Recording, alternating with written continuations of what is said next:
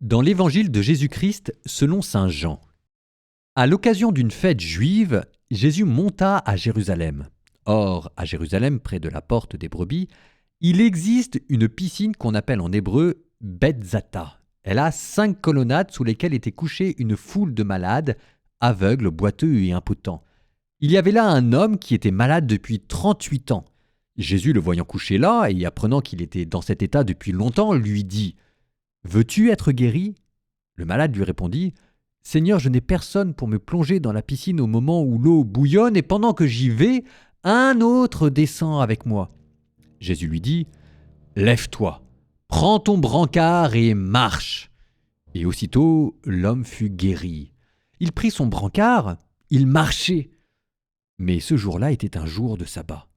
Les Juifs dirent donc à cet homme que Jésus avait remis sur pied « C'est le sabbat. Il ne t'est pas permis de porter ton brancard. » Il leur répliqua « Celui qui m'a guéri, c'est lui qui m'a dit « Prends ton brancard et marche. » Ils l'interrogèrent « Quel est l'homme qui t'a dit « Prends ton brancard et marche » ?» Mais celui qui avait été rétabli ne savait pas qui c'était. En effet, Jésus s'était éloigné car il y avait foule à cet endroit. Plus tard, Jésus le retrouve dans le temple et lui dit « Te voilà guéri, ne pêche plus, il pourrait t'arriver quelque chose de pire. » L'homme partit annoncer aux Juifs que c'était Jésus qui l'avait guéri, et ceux-ci persécutaient Jésus parce qu'il avait fait cela le jour du sabbat.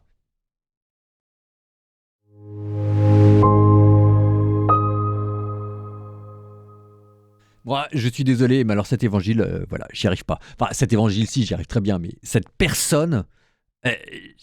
Alors, on me disait que j'étais pas tout à fait juste, que je voyais toujours le mal partout. Ok, donc vous ferez bien ce que vous voudrez. Mais enfin, c'est quand même fou, ça.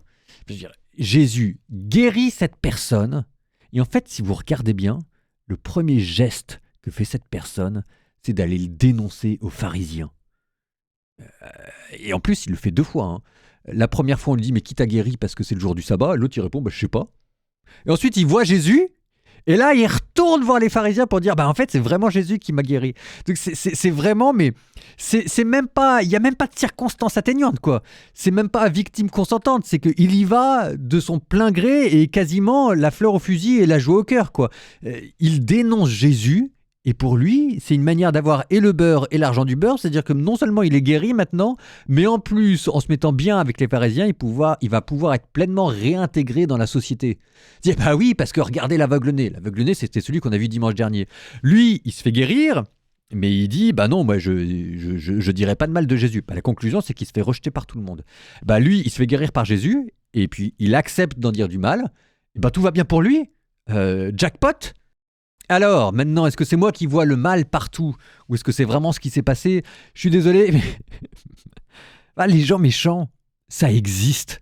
Alors, une fois qu'on a dit ça, c'est là où l'évangile reste l'évangile. C'est que vous voyez que moi, je suis en train déjà de râler, de me dire quand même, les gens, ah là là là là là là. C'est pas ce que fait Jésus. Jésus, il accepte son sort, il ne dit pas de mal, il ne juge pas et il continue de faire le bien autour de lui.